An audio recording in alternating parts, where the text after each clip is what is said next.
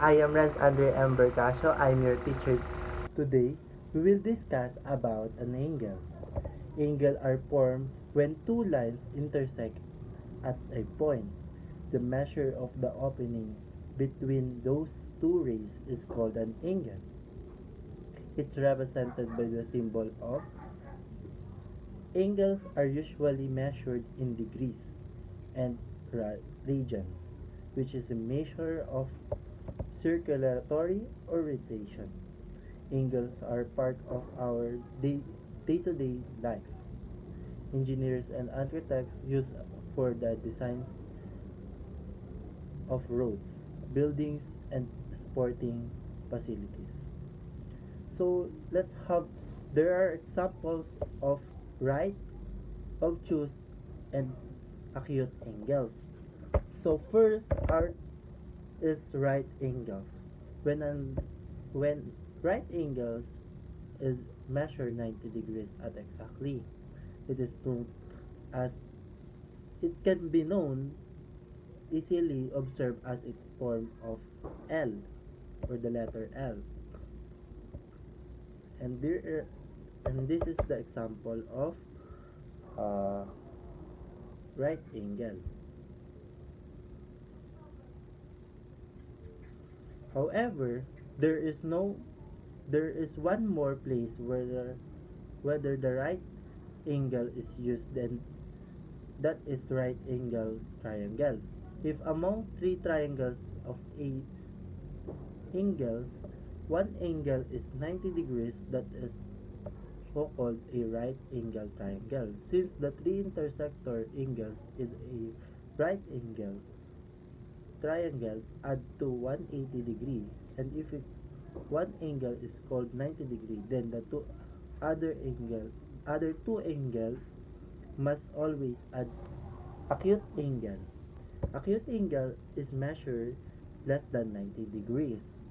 For example, when the time is 11 o'clock, the angle formed between the hour hand and the minute hand is an acute angle. In other words, 30 degree, 40 degree, and 57 degrees, and so on are called angles or acute angle. In an acute angle is formed when two rays meet at a vertex. When this angle measures less than 90 degrees, it is termed an acute angle.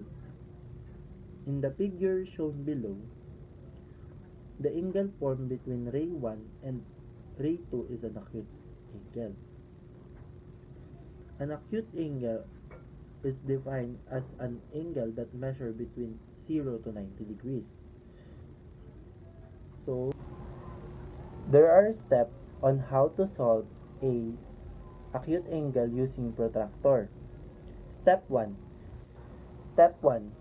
Align the protractor with the ray OB as shown below, starting reading the inner scale from the 0 degree mark on the bottom right of the protractor.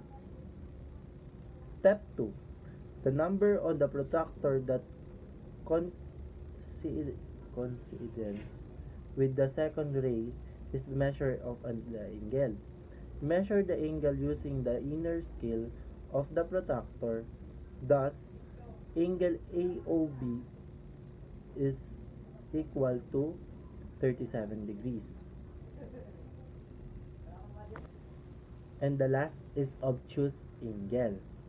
In geometry, an angle that is greater than 90 degrees but lesser than 180 degrees is called an obtuse angle. We can easily recognize an obtuse angle because its extent forms a right angle. Obtuse angle explained in the details with examples, but first then learn about angles. So,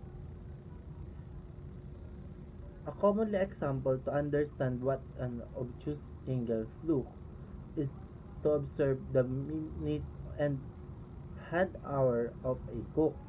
For example, during a 24-hour day, a clock frame many obtuse angle degree between an hour or